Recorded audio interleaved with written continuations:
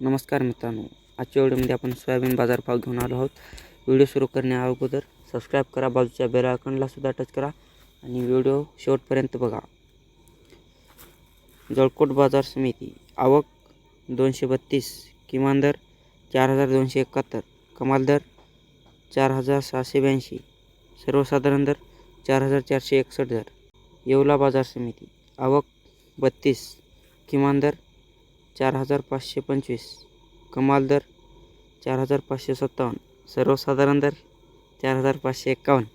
लासलगाव बाजार समिती आवक 555, किमान दर 3801, कमाल दर 4715, सर्वसाधारण दर 4650। लासलगाव विंचूर बाजार समिती आवक 492, किमान दर 3000, कमाल दर 4652, सर्वसाधारण दर 4550।